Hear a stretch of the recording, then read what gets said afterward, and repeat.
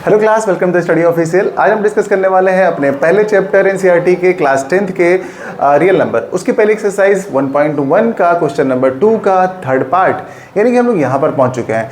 ये first part करा था हमने लास्ट टाइम में, आपको एलसीएम से बताया था सॉल्व करके। सेकंड पार्ट करा था, इतना था एलसीएम फिर वेरिएशन भी किया था हम लोगों ने, ठीक है। अब हम लोग करने वाले हैं थर्ड पार्ट, और इसका भी हम लोग सॉल्यूशन करेंगे और वेरिफिकेशन करेंगे। जितने भी बच्चों ने कमेंट में आंसर दिया है उनका आंसर बिल्कुल सही है बच्चों। अब देखिए, जो ये है क्वेश्चन नंबर थर्ड, फिर भी इसमें सिंपल तरीके से हम लोग को सॉल्व करना है। तो अब देखिए यहाँ पर क्या है कि पहला वाला जो पार्ट है अपना, ये वाला 3 3 6, इसको आप नोट कर लीजिए। 3 3 6 पहला नंबर है। सेकंड नंबर क्या है 5 4, नोट कर लीजिए। आगे इक्वल का साइन लगाइए। अब इसके करने होंगे आपको प्राइम फैक्टर्स, तो उसके लिए आप इसको साइड में लेके जाइए, ठीक है। यहाँ पे लिखिए इसका प्राइम फैक्टर कितना आएगा, देखिए 3 6 निकालिए। 2 से डिवाइड करिए क्योंकि लास्ट में 6 है तो 2 से डिविजिबल है।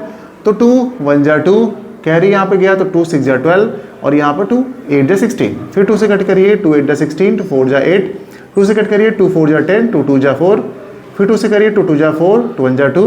अब ये 3 से जाएगा, 3 7 जा 21, फिर 7 से जाएगा 1। ये इसके प्राइम फैक्टर्स हो गए, काफ़ी बड़े हो गए हैं। अब इनको लिख लेंगे हम वहाँ पे 1 × 2 × 2 × 2, कितनी बार 2 है, 1 2 3 4 बार है ना, तो लिख लेंगे 4 टाइम्स। और यहाँ पे इंटू में 3 है और इंटू में 7 है, ठीक है।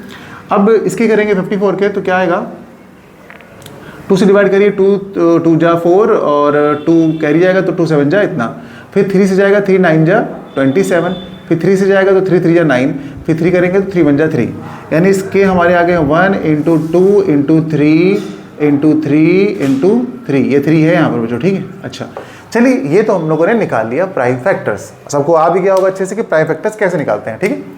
अब क्या करेंगे, हम इसका निकालेंगे HCF, ठीक है। HCF निकालने के लिए क्या होता है, जो कॉमन पार्ट होता है उसको हम लोग सर्कल कर लेते हैं। देखिए यहाँ पर 2 दोनों में है तो ठीक है, सर्कल कर लिया। फिर 3 देखिए यहाँ पर ये 3 है तो इसको हमने सर्कल कर लिया।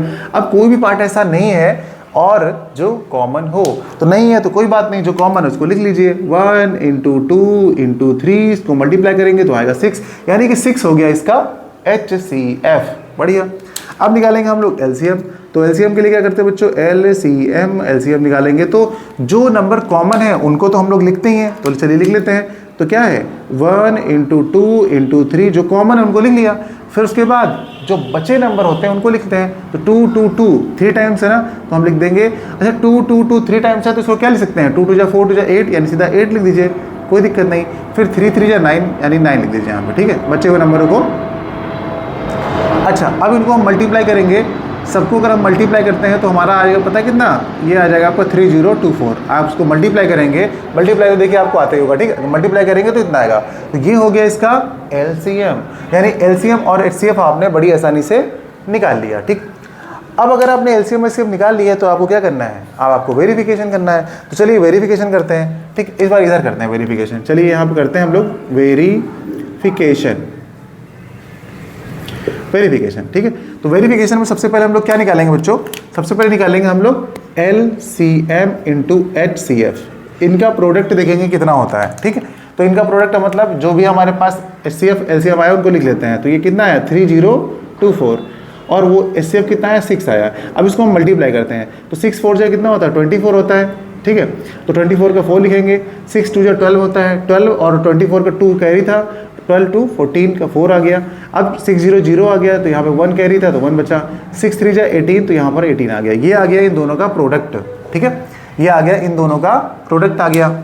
चलिए ठीक है। अच्छा अब क्या करेंगे हम, अब निकालेंगे प्रोडक्ट ऑफ 2 नंबर्स, यानी दोनों नंबर का प्रोडक्ट। तो लिखेंगे चलिए प्रोडक्ट ऑफ 2